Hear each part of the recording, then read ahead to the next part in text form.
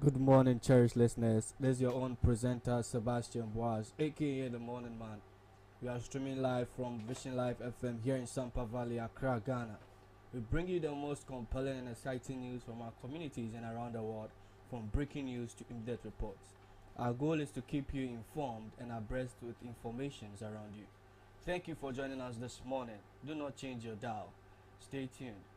This new segment is proudly sponsored by International Vision Church and our Legal Christian Craft and Floral Institute. Now to the headlines. Audio Jungle.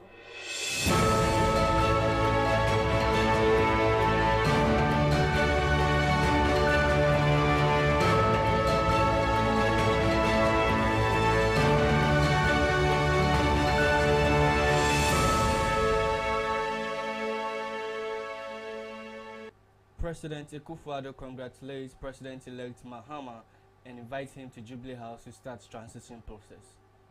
A breakdown of the results of 2024 presidential elections. Esla Owusu Ekufu's house vandalized. DC for Toulon arrested over alleged involvement in election day death. Dr. Bawumia's concession diffused tensions across the country, says the President-elect John Dramani Mahama. International headline news. Prison boss killed in car blast in Ukraine. Travel ban on South Korea president after martial law attempt. Business headline news. Over $2 billion energy sector debt raises concerns. Sports headlines.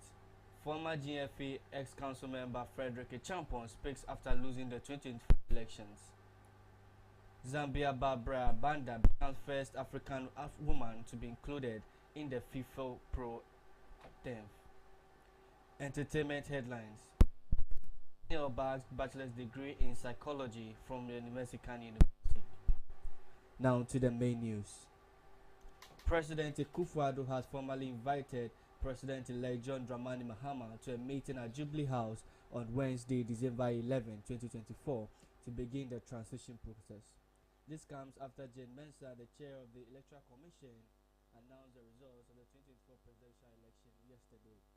President Akufo congratulated the president-elect on his decisive victory and promised to make sure the power transfer on January 7, 2025 goes smoothly. A press release from the presidency. I look forward to working with the president-elect and his team and his commitment to peaceful and seamless transfer of power. The president acknowledged the efforts of the Electoral Commission led by Mrs. Jane Mensah and praised the Ghanaian people for their active participation in the democratic process. This successful election reflects the enduring strength of Ghana's democracy, he remarked. In a call for unity, President Akufo-Addo urged all citizens to come together to consolidate democracy and uphold the rule of law.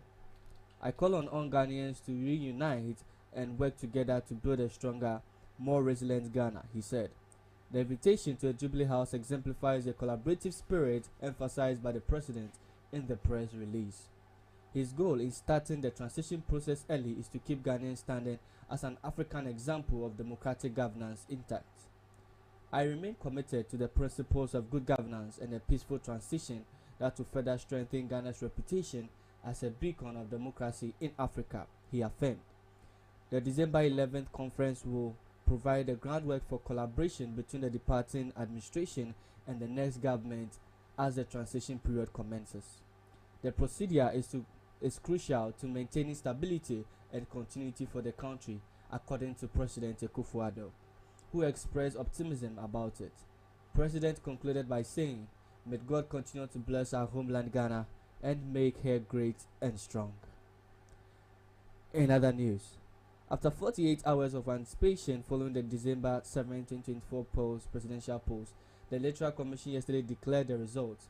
This comes amid widespread calls for transparency, particularly after the New Patriotic Party candidate Dr. Mahamudu Bawumia conceded defeat less than 24 hours after the polls closed.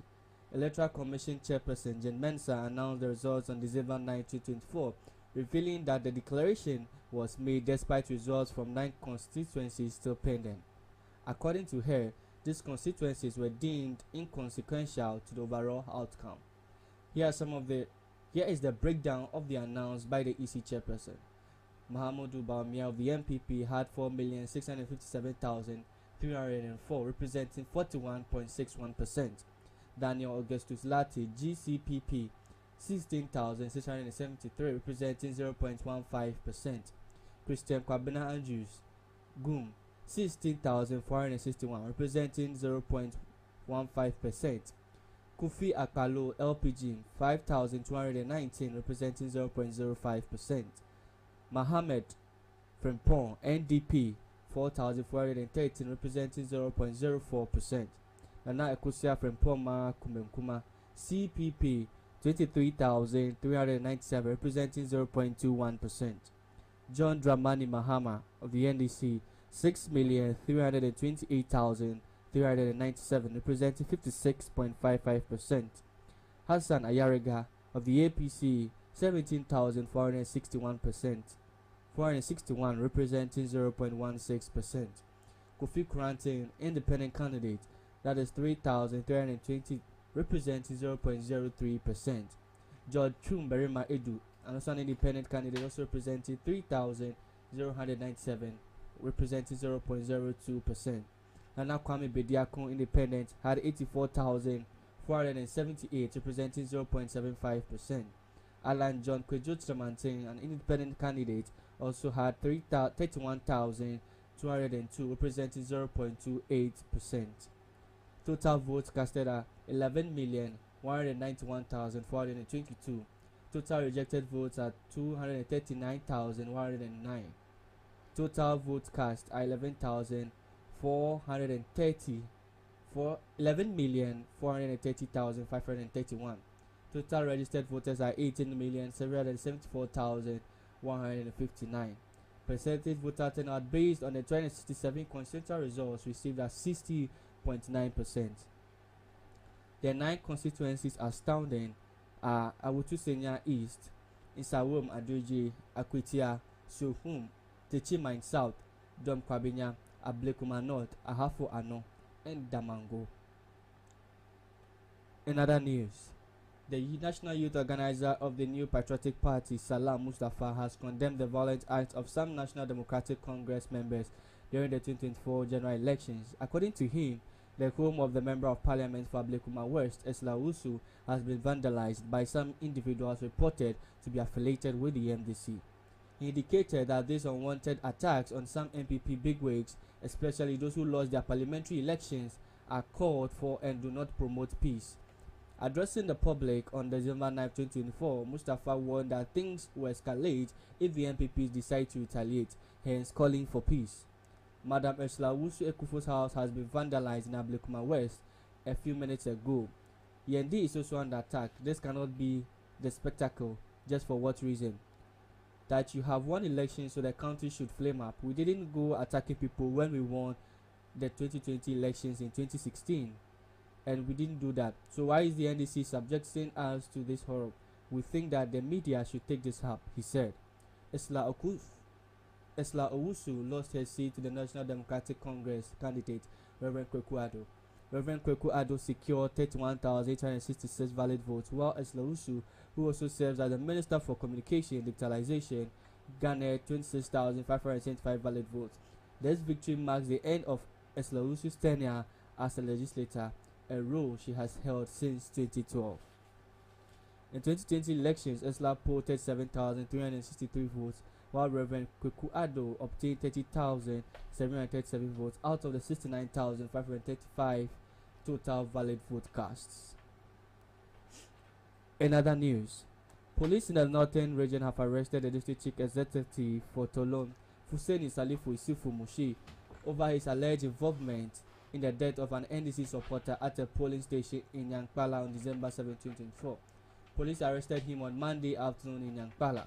The police informed the DC that he was arrested for unlawful possession of firearms and because they suspected he was part of the shooting incident that led to the death of one person on the election day. In other news, the President-elect John Dramani Mahama, giving his first speech, praised Dr. Mahamudu Bawumia's principal arrival for admitting loss in the recently concluded general elections, calling it a move that reduced tensions across the country. Mr. Hamahama praised the importance of Dr. Baumia's concession in promoting peace during a pivotal period for the nation in his victory address at his campaign office on December 9, 2024, just after the Electoral Commission proclaimed him the election winner. I would like to thank the Vice President Dr. Mahmoud Bamias for his statesmanship in conceding the election long before the declaration of the results by the Electoral Commission. This concession largely diffused the tensions that are characteristics of high-stakes elections such as this, Mahama stated. The former president, who won 56.5% of the vote and is returning to govern Ghana, emphasized the value of cooperation and solidarity in the coming days. Dr. Bamia, who secured 41.61% of the vote, had earlier considered defeat on Sunday morning, calling for national unity and congratulating Mahama on his victory. His action was applauded by a large number of the citizenry as a demonstration of political maturity and commitment to Ghana's democratic values. To international news. Audio Jungle.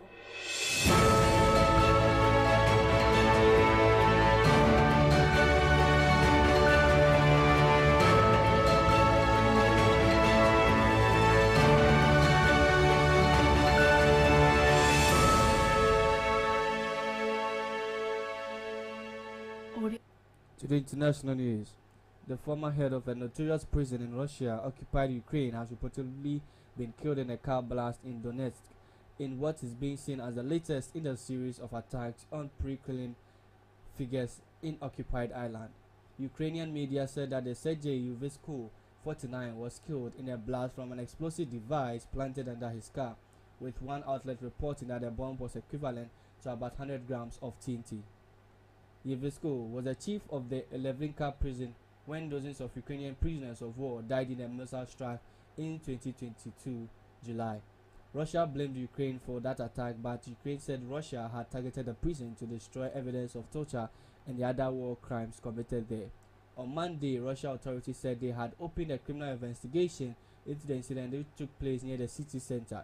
They did not confirm identities, but said 2 local residents had been injured. Ukrainian bloggers reported Yevescu's wife had also been injured in the attack, losing a leg, and was in a hospital on a critical condition. After a detailed examination of the scene of the incident and a set of operational investigative measures, the Russia Investigations Committee said. Footage of the scene shows that burnt-out white SUV parked on a main street in Donetsk. Yevescu's killing is being seen as the latest in a string of targeted attacks by Ukrainian on Russian officers. Russian installed military officials and pro-Kremlin public figures in occupied Ukraine territory and in Russia. In November, a senior naval officer, Valery Tontrotsky, who had been accused of war crimes by Ukraine, was killed in Crimea. Crimea was illegally annexed by Russia in 2014. Tchaikovsky's assassination was orchestrated by Ukrainian intelligence, AFP news agency reported last month, citing a source in Ukraine's security services. In October, Ukraine claimed responsibility for a car bomb attack that killed an officer at the Russian-occupied Zaporizhzhia nuclear power plant. In April, a car bomb in Russia-controlled territory of Ukraine's eastern Luhansk region killed a Moscow-appointed government official. Donetsk City and other parts of wider region in eastern Ukraine were first seized by Russian-backed forces in 2014, and the area has been partially controlled by Moscow ever since. The region has consistently seen some of the fierce fighting of the war these past nearly 3 years. In other international news, the South Korea authorities have imposed a travel ban on President Yoon Suk Yeol, who is under investigation for short-lived martial law declaration last Tuesday. Yoon narrowly survived an impeachment motion against him over the weekend after MPs from his ruling People Power (PPP) boycotted the vote. PPP members said they had decided not to support the motion after Yoon agreed to shorten his term and not to get involved in foreign and domestic affairs. However, the opposition Democratic Party, which commands a majority in their parliament, have criticized the deal, with floor leader Park Chan-dee calling it an illegal, unconstitutional second insurrection and a second coup. Tens of thousands of people have come out in the protest since Yoon's short-lived martial law order, calling for him to resign or be impeached. Since then, despite the failed impeachment motion, several key figures involved in the martial law order have also seen action taken against them. The former Defense Minister Kim Yong-hyun, who reportedly proposed the martial law declaration to Yoon, was arrested on Sunday. He had earlier resigned on Wednesday after apologizing and saying he would take full responsibility. Travel bans have been placed on Kim Lee, Defense Counterintelligence Commander Yoo In-hwan, and the Army Chief of Staff Park An-soo. Many others have stepped down from their posts. These include former Interior Minister Lin Sang-min, who resigned on Sunday, saying he would take responsibility for failing to save the public and the president well. And on Wednesday, senior aides of Yoon's office, including his chief of staff, tendered mass resignations hours after the martial law decree was lifted. To business news. Audio Jungle.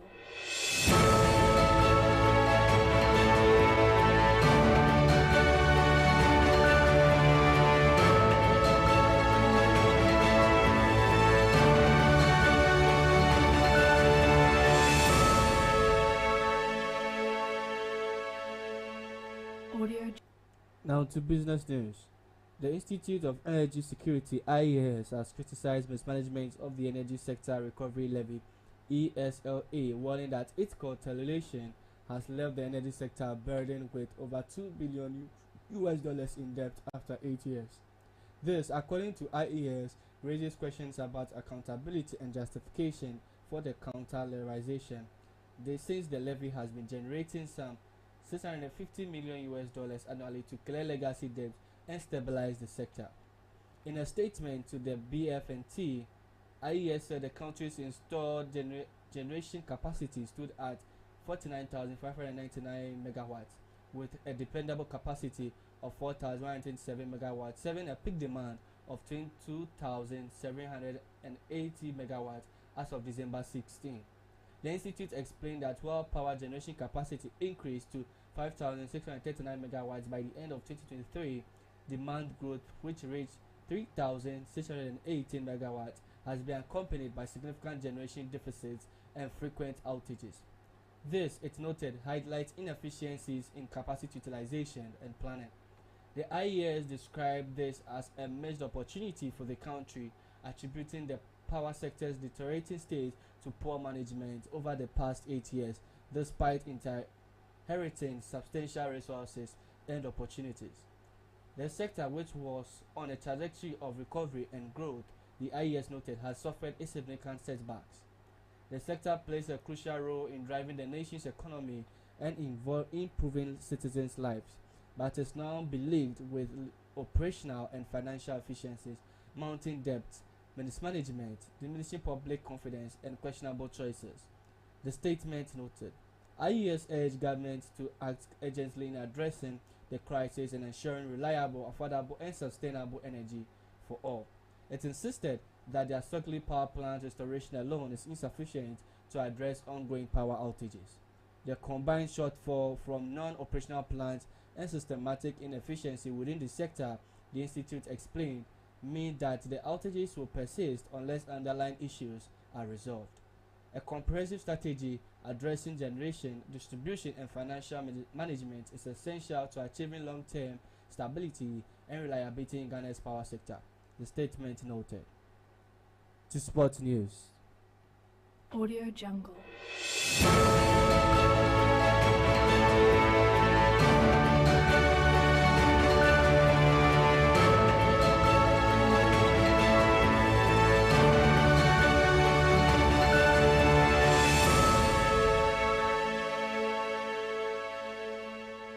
Now into sports news. The former Ghana Football Association GFA Executive Council member Frederick Echampon has expressed his appreciation to his supporters despite losing the Half-Wano South constituency during the 2024 parliamentary elections. According to him, it was his dream to win the parliamentary seat to alleviate the plight of the people in the area. However, his ambition did not come to fruition. In a statement released to the public, the former ASHGO Chief Executive Officer CEO noted that he would not give up his ambition and thanked all those who cast their votes in his favor in the 2024 elections. I especially want to thank the voters in the Half-Wano South East constituency who voted for me and placed their confidence in me, wanting me to be their member of parliament.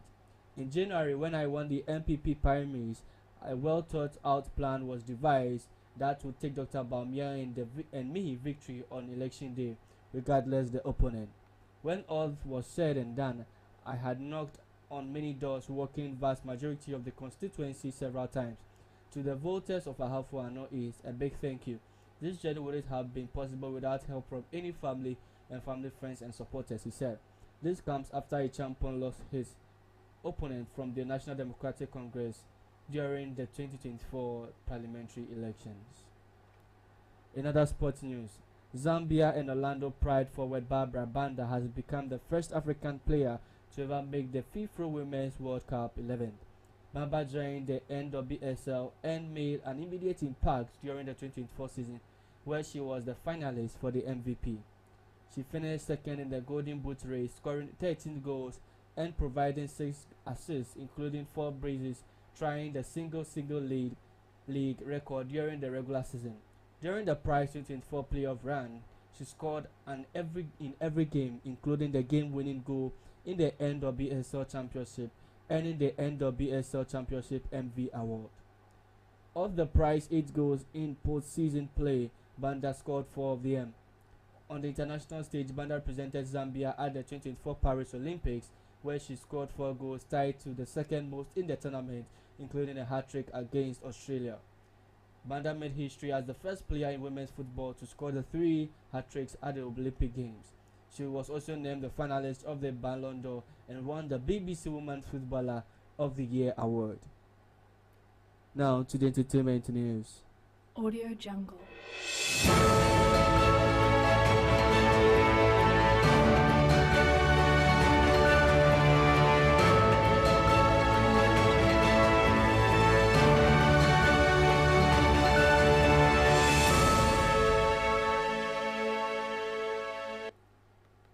Now to the entertainment news.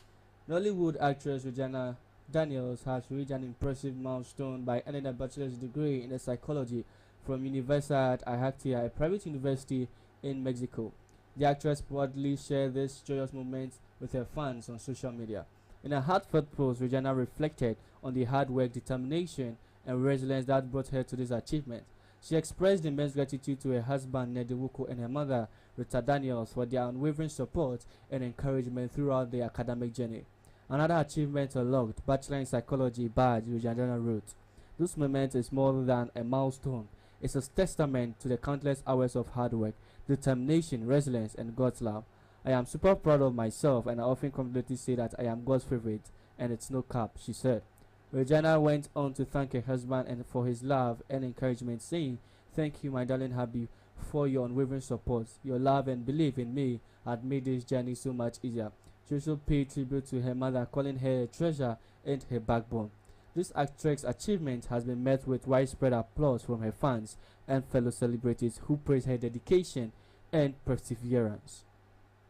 Dear listeners, this is the end of today's news and was presented by your own presenter Sebastian Boas, aka The Morning Man.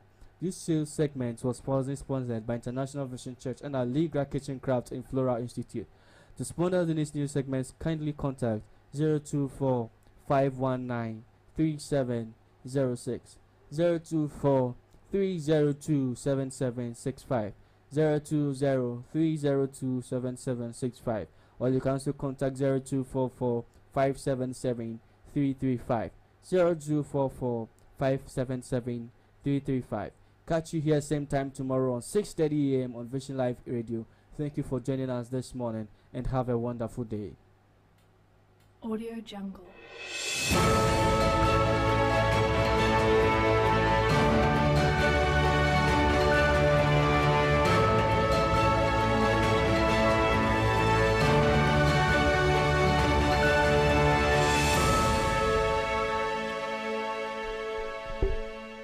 Audio Jungle.